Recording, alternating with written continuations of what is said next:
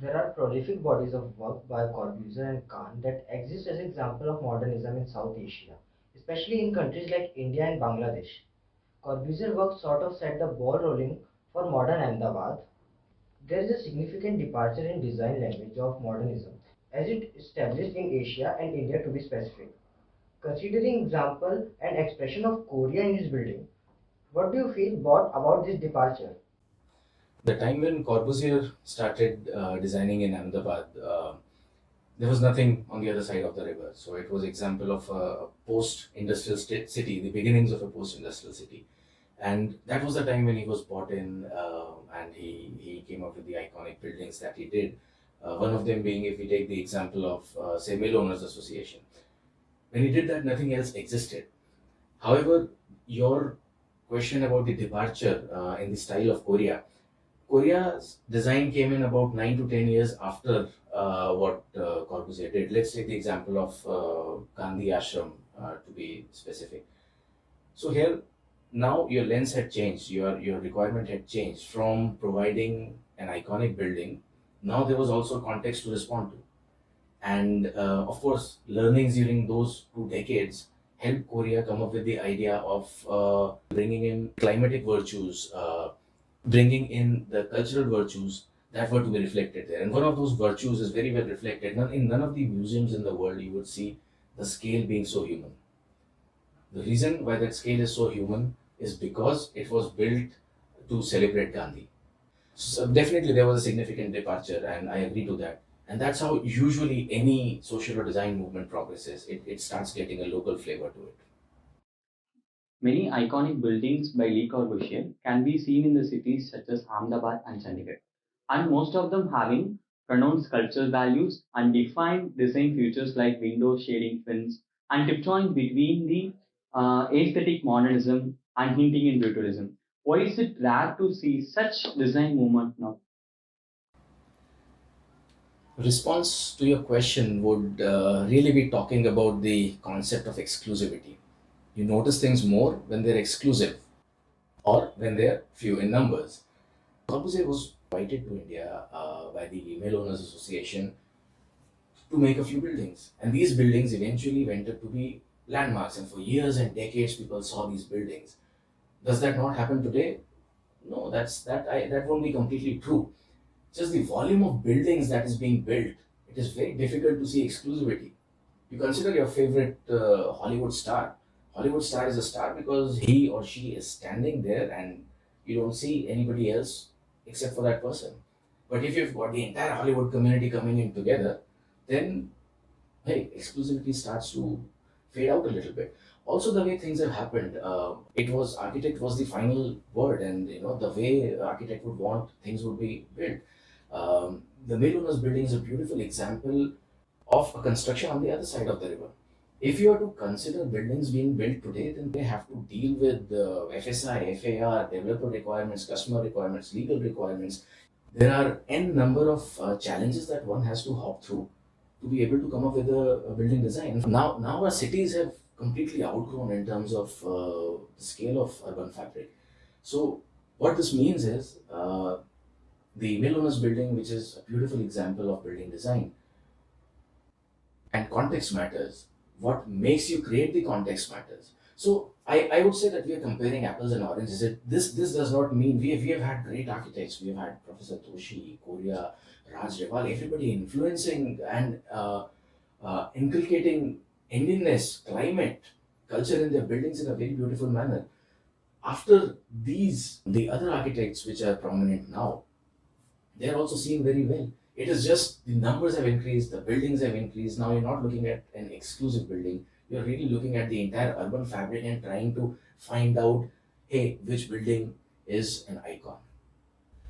If you consider Khan's approach in IIM Ahmedabad, we can clearly see understanding of concepts of Roker climate responded to as shaded pathways, courtyards, and cross ventilation. Coming to current times, do you think virtues of climate are given importance, and how should broader concept of sustainability dealt with? As anything has evolved, in the same way, building design and engineering has also evolved. So what we would traditionally look at in terms of orientation, now we are having to look at not just orientation, site. How's the placement? What are your ways of ensuring that you're not wasting rainwater during and post construction? There are how do you manage energy? How do you manage energy use on site, both during and post construction? Water savings. How do you enhance water savings? How do you bring in the economy of materials? How do you reduce the carbon footprint? So carbon footprint was not a word that was spoken around 30 years ago or 20, 25 years ago. So when that word came in, the industry also had to evolve. And in the same context, buildings are now dealing with sustainability on lines of site, energy, water, materials. All that will affect the way buildings are seen, perceived, designed, and used in the future. This is a very simple example I give you. 60 years ago, if you were to fly an aircraft, it would have been fairly simple. If you fly an aircraft today, they're all fly by wire, computer, gizmos, everything. Still extremely complicated machineries. Why? Because aviation industry has evolved, because the needs have evolved, the needs of safety, security, stabilization has evolved. In the same way, those needs have constantly evolved. We no longer get sites that do not have a context. We no longer get sites which are completely vacant and not populated on the other sites. Rather, we get sites where the taller building is shading our building. How do you handle that? What is the impact of climate? So these things also need to be factored in, and these are certainly very important criteria to be looked into while designing for today. Traditional way of looking at and understanding a design says the building built during modernism usually gravitates unintentionally on aesthetic principles with a little hint of the climate. Do you think, as a student and future professional, it would help if it is a balance of the two? How do you think this could be mainstream in education? Somewhere I feel we have become a little complacent. We have become a little more comfortable in whatever theories we have existing and learning around them, which essentially is not a bad thing, but one has to upgrade. So your question is very apt that we unintentionally gravitate towards something and its aesthetics, because that's the first stimulus that we experience. Uh, but yes, it is not the only thing that will keep you going on. I feel that in today's context, as a student and a future professional, and as a possible influencer of design movement, students really need to learn, apart from just how beautiful a building looks, about its environmental costs. Because traditional methods of conducting business are over. The neoclassical theory of firm is gone. Businesses have to exist only for profits. No, that's wrong. Architecture as a profession, as a business, has to respond to whatever is under its scope and its domain. We have to think of environmental costs. It's very important, not just environmental costs, but social costs as well. And once you combine these three, then your next design movement, or the next, whatever you say, interpretation of modernism or postmodernism, would be looking at planet, people, and profit. It's not just profit. Institutions essentially need to upgrade. We need to tell our students, we need to teach them that if a building designed by Corbusier that still stands today is relevant in terms of its response to climate, then why is that? We need to tell them the numbers. We need to tell them not just because of the fins, but because of U values, R values, and K values. These are the numbers that we need to speak of today. These are the numbers that need to go mainstream in our curriculum, and we should not just be talking about orientation, we should be talking about site, orientation, energy, water, everything. Architecture is a profession that intangibly, many times, impacts everyone's quality of life. And quality of life, if you want it to be good and well, then students are your starting point. I think net zero would be a current or contemporary suffix or extension to postmodernism, like the way Charles Correa's work was an Indianized visual departure from the usually practiced aesthetic of modernism, largely because of his focus on climate and cultural inclusion. So, do you think a new contemporary design movement would be led by traditional norms of design, or would it be heavily influenced by the target of net zero? Very interesting example I would like to give as a response to a question is, if you have to feed just yourself, your efforts would be X. If you have to feed 10 people, your efforts have to be at least 10x. So the equation completely changes here. What we have seen modernism as is a social and a design response, which eventually went on to become a design movement of sorts.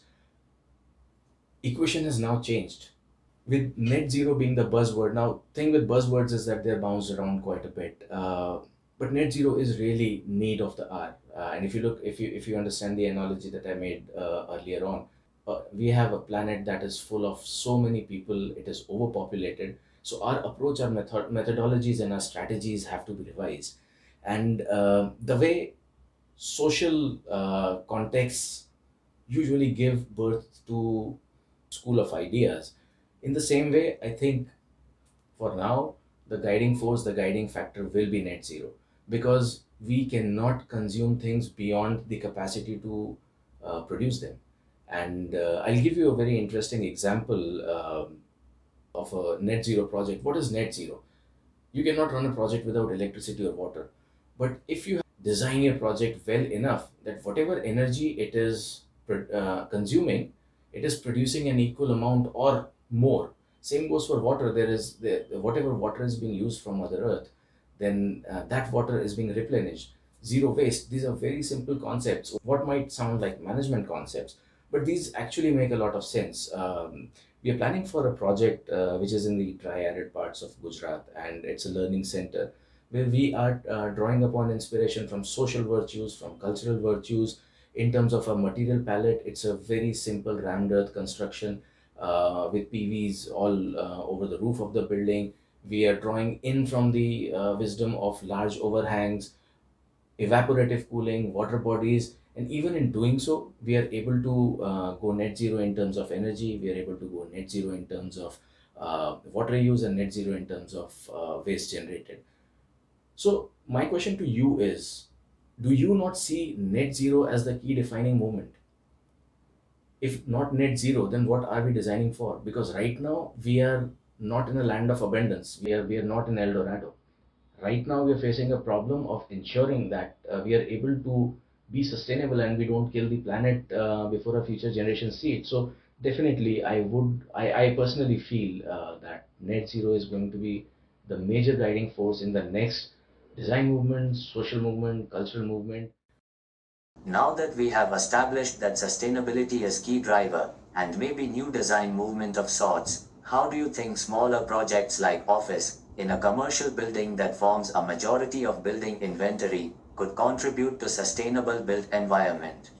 I'm very happy that this discussion has evolved and it's progressing from modernism in South Asia, postmodernism, to what is current and the problems that we are seeing in contemporary times, in current times.